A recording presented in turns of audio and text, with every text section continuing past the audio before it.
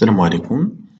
في هذا الفيديو إن شاء الله غادي نعاود لكم القصة ديالي مع المواعيد ديال الفيزات سواء مع فرنسا أو إسبانيا. في هذه المدة كاملة من أول مرة طرحت لي الفكرة ديال أنني ندفع الفيزا إلى يومنا هذا، يعني غنحاول نختصر لكم التجربة اللي درتها والصعوبات اللي لقيت ومجموعة ديال الإكراهات اللي لقيت، يعني من البداية إلى النهاية. أول مرة فكرت أنني ندفع الفيزا كانت يوم في شتنبر 2023، يعني في هذا الشهر قررت أنني ندفع الفيزا. يعني حليت كونت مع PLS كما وريتكم في الفيديوهات السابقة، يعني فتحت حساب مع إسبانيا وفتحت حساب في TLS كونتاكت باش ندفع لفرنسا. وفي هاد جوج دول بجوج كنت كنقلب على مواعيد، يعني بمجهود شخصي كنحاول أنني نحصل على شي موعد، يعني بعد تقريبا 7 أشهر يعني بمجهود شخصي ما لقيتش، يعني حتى لفبراير. في آخر فبراير قررت أنني نشوف أحد الإخوان اللي غيعاونني باش ناخد موعد، وفعلا لقيت أحد الأشخاص اللي كيدير هاد المهمة، راكم عارفين علاش كنهضر، يعني بواحد المقابل ديال واحد المساعدة مادية ديال 500 درهم. يعني من بعد فاش تكلف هو نهار 2 مارس، يعني المواعيد كانوا مطلوقين من 10 الصباح، فوقاش حصل الموعد حتى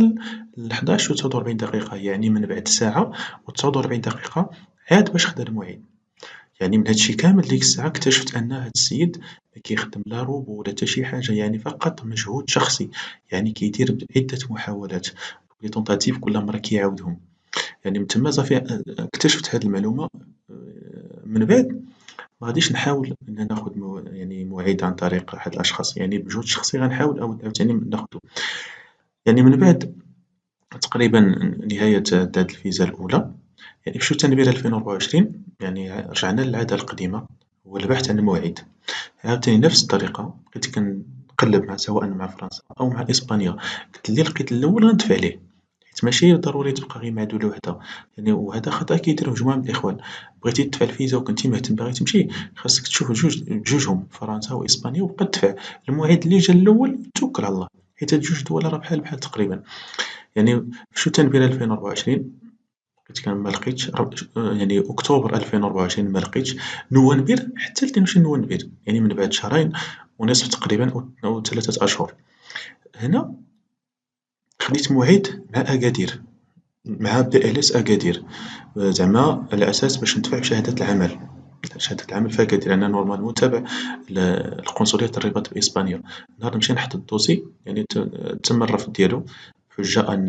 يعني عنوان السكن في الباسبور وعنوان في البطاقة الوطنية تابعين لقنصلية الرباط وما يمكنش يشدو مني نهائيا، يعني وحاولت بجميع الطرق سواء بغاو شهادة السكنة أو شي حاجة أخرى ما قبلوهاش بشكل قاطع. من بعد أسبوع يعني بمجهود شخصي عاوتاني غادي نتحصل على موعد مع قنصلية الرباط، يعني في 23 نوفمبر، والحمد لله شديت موعد يعني بمجهود شخصي سواء في 22 نوفمبر سواء في 23 نوفمبر، شديت موعد بمجهود شخصي بدون مساعدة أي شخص، والحمد لله دفعت أنا عاوتاني يعني خديت الفيزا الثانية. بعد مدة قد تسالى ديك الفيزا، وفي شهر مارس وأبريل كانت الفيزا قريبة تسالي. ديك الساعة كنت كنقلب قبل ما تسالا، واخا مازال فيها ديك الساعة كانت غتسالا في شي 15 أبريل ولا 10 أبريل، أنا كنت كنقلب ابتداء من مارس. ما لقيتش، حاولت يعني بجميع الطرق ما لقيتش، وفي 4 أبريل يعني خديت موعد مع TLS كونتاكت كازابلانكا، يعني الدار البيضاء، خديت موعد، لكن لكن فاش بغيت ندفع درت PLS في الرباط واحد الميزاجور ديال اللي عنده جوج فيزات مع فرنسا ممكن يدفع بلا موعد. في آخر المطاف سمحت في الموعد ديال فرنسا، في هاد الموعد ديال فرنسا سمحت فيه ودفعت مع إسبانيا. وباش نوريكم هاد لي زيماي كلهم، هذا بالنسبة لأكادير، ها هو كيف ما كتشوفوا أكادير HGA، وهنا كان الموعد ها هو 22 نوفمبر 2024 مع 3 و4 دقايق، يعني هما المواعيد كيتسلقوا مع 3 يعني 3 و4 دقايق، يعني إلا ما شديتيش الموعد يعني في دقيقة ولا 2 دقايق صعيب أنك تشدو. المرة الثانية هذا الموعد الأول اللي خداه ليا يعني داك السيد، يعني 2 مارس 2024 مع 11 و 49، يعني بعد عدة محاولات عاد باش قدر أنه يتحصل على الموعد. وبالنسبة للموعد ديال الدار البيضاء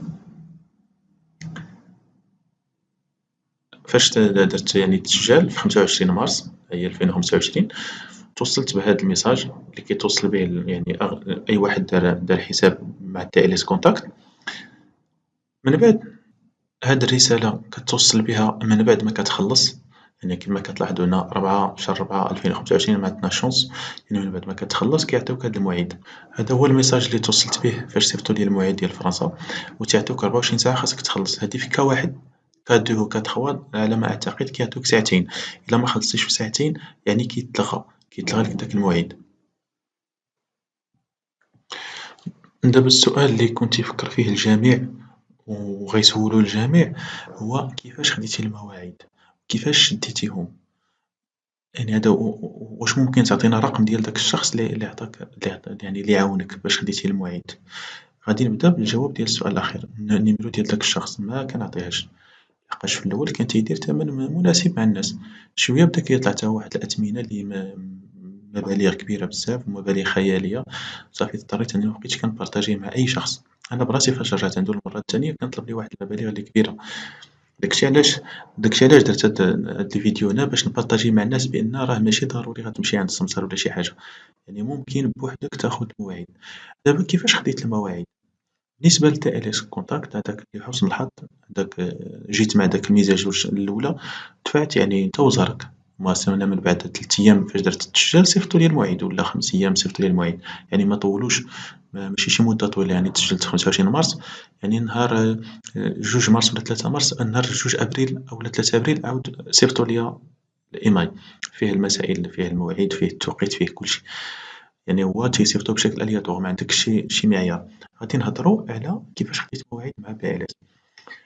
مثلا الرباط كانوا كيطلقوا المواعيد مع العشرة، حاليا ردوهم للوحدة. فاش كتوصل مثلا لتسعود وتسعود وخمسين دقيقة كنحل الحساب ديالي، كان بحال هكا كنجي كندير هاد الكارتشا،